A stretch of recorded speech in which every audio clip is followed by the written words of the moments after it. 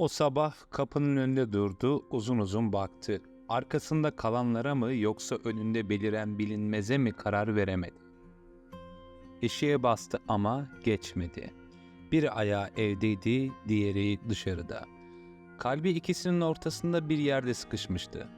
Annesi arkasından "Hadi bekletme" dedi ama o beklemek istiyordu. Belki de kalmak. Çünkü bazı eşyalar sadece valize değil, ruha sığmıyor. O an anladı. İnsan bazen bir eşiği geçerken bir hayatı geride bırakır.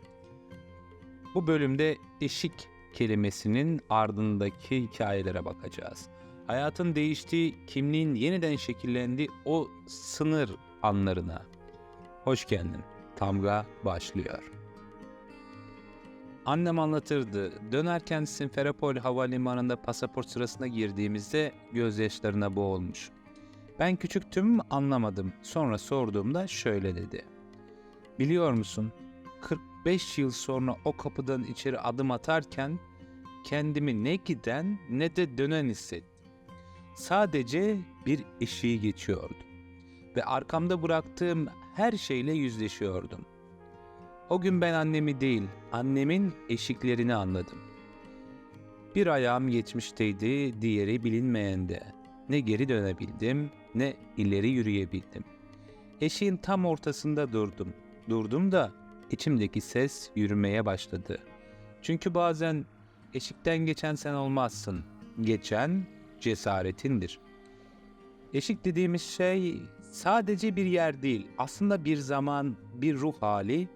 Ne tamamen içindesin ne de dışında. Tam ortasındasın. Kültürel olarak eşik, toplumların dönüşüm yaşadığı, belirsizlikle karşı karşıya kaldığı o kritik anlardır. Savaş ile barış arasındaki an, çocuklukla yetişkinlik arası, gitmekle kalmak arası. Ve bazı halklar hep eşikte yaşar. Kimliğini kaybetmemeye çalışırken yeniye de uyum sağlamaya çalışır. Kırım Tatarları için eşik, belki 1944'te vagonların kapısında başladı ama bitmedi. Kültür dediğimiz şey aslında bir hafıza ama bu hafıza sabit değil. Zamanla değişiyor, dönüşüyor, bazen kayboluyor. İşte bu değişimlerin en sert yaşandığı anlarda eşik anları. 1944 sürgünü Kırım Tatar halkı için sadece bir coğrafya değişimi değildi. O bir eşikti. İnsanlar bir günde evlerinden alındı, trenlere bindirildi, başka bir toprağa savruldu. O eşikten geçerken arkalarında evlerini, komşularını, dillerini, hatta kimilerini, mezarlarını bırakmak zorunda kaldılar. Ve o eşikten sonra artık hiçbir şey eskisi gibi olmadı. Bugün bizler, onların torunları, başka bir eşiğin üzerindeyiz. Unutmak ile hatırlamak arasında, asimile olmak ile kendini yeniden kurmak arasında. Ev dediğimiz yerin neresi olduğundan emin olmadığımız bir yerde. Türkiye'de yaşayan bir Kırım Tatar genci için bu çok tanıdık bir duygu. Akrabaların çoğu Türkçe konuşuyor ama evde bazen biri gel, ay, ket, kara deyince tuhaf bir sıcaklık hissediyoruz. Okulda seni Kırımlı ne demek diye soruyorlar, anlatmaya çalışıyorsun ama kelimeler eksik kalıyor. Bayramlarda yemekler, dualar, yüz ifadeleri başka oluyor ama sen o yüzlerin nereden geldiğini tam olarak bilmiyorsun. Bu da bir eşik. Kökleriyle bağ kurmak isteyen, o kökleri tam da tanınmayan bir genç için Kırım Tatarıyım demek bir cümle değil, bir arayış. Bazen bu eşikler çok görünmez oluyor. Mesela bir düğünde kaytarma çaldığında dans etmek istiyorsun ama adlarını bilmiyorsun.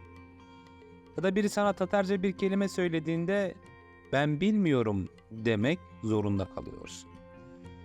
Bunlar sadece küçük anlar değil, aslında bir kültürle arandaki görünmez eşiği fark ettiğin yerler. Ama işin güzel yanı şu, eşikler sadece ayrılık değil, aynı zamanda bağ kurma yeridir. Belki sen bu eşikte durup arkandan gelenleri dinlersin. Belki bir çocuk sana bakıp senden öğrenir. Belki de sen bu eşikten geçmiş ilk kişi olursun. Ve o zaman eşiğin öte tarafında artık senin sesin olur. 1989'da dönerken yeniden yaşandı. Döndükleri yer terk ettikleri yer değildi. Yeni bir hayata başlarken eski bir hayata veda edememek. Diaspora çocukları için eşik başka, evde başka bir dil, okulda başka bir kimlik. Tatilde misafir yaşadıkları şehirde yabancı hissetmek. Eşik bir aidiyet aralığıdır. Bazen iki kültür arasında sıkışmış bir kimliktir. Bazen de o iki kültürden yepyeni bir kimlik yaratma cesaretidir. Antropologlar buna liminalite der. Bir geçiş hali, belirsizlik, değişim. Ama her eşik yeni bir başlangıcın habercisidir. Ve bu yüzden eşiği geçmek bazen korkutucu, bazen umut doludur. Ama asla önemsiz değildir. Eşik yani tam da annenin ayakkabılarını çıkar da gir dediğin yer veya babanın bir adım daha atarsan evden çıkmış sayarım dediği o çizgi. Ama mesele sadece çamurlu ayakkabı değil. Bazen o eşikte geçmişinden, dilinden, alışkanlıklarından, hatta bazen ailenden sıyrılmak zorunda kalırsın. Kolay mı yani? Tam bir şeyleri bırakmaya karar verirsin, sonra annenin sesi. Evladım, biz öyle yapmayız. Eşik işte, iki sesin arasında kalmak. İçeriden gelen gelenek, dışarıdan çağıran gelecek. Yani bir yanda nenem böyle yapardı evladım sesi, diğer yanda modernizm ne diyorsa o kafası. Ve sen arada kalırsın. Ama işin ilginci bu arada kalmışlık seni sen yapan şeydir. Çünkü sen o eşin çocuğusun. O sınırda büyüyen, düşünen, karar veren ve bazen o eşiği ilk geçen sen olursun. Ailende, toplumda, tarihinde herkesin bir eşiği vardır. Kimi kapıdadır, kimi kalptedir. Ama unutma, eşiği geçmek cesaret ister.